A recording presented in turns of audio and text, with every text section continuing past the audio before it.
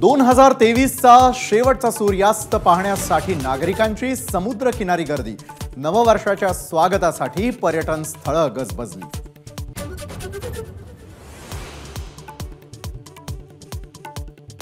First करा पण दमानं आणि संयमानं। मुंबईमध्ये 5 जानेवारी पर्यंत जमाव बंदी। फटाके, बँड आणि लाऊड स्पीकर्सलाही मनाई।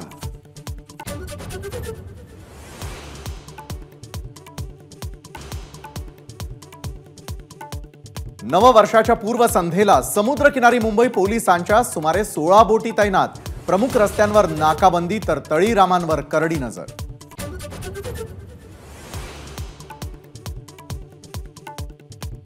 रेव पार्टीवर ठाणे पोलिसांची धडक कारवाई। एमडी चरस गांजासह अंमली पदार्थांचा वापर। 100 जणांवर कारवाई। राज्य सरकार रेव पार्टीमधूनच निर्माण झालेला आहे संजय राऊतांचा आरोप। तर ड्रग्ज विरोधामध्ये कारवाया न करणाऱ्या विरोधकांना आता बोलण्याचा अधिकार नाही। मुख्यमंत्र्यांचा पलटवार।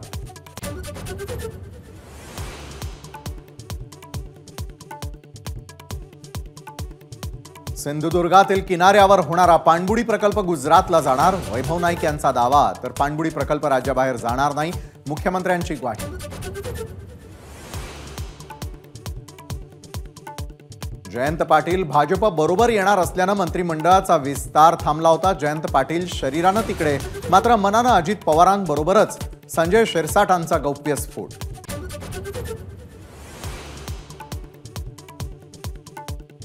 संजय राऊतांसह गृहमंत्री देवेंद्र फडणवीसांना पत्र। फॉरेन्सिक प्रयोगशाळेमध्ये डीएनए टेस्टिंग किट्स उपलब्ध नसल्याची केली तक्रार।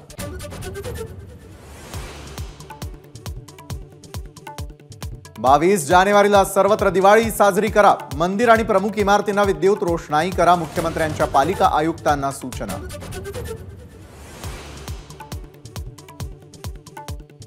संभाजीनगरच्या वाळूज येथील सनशाईन एंटरप्राइज कंपनीला भीषण आग।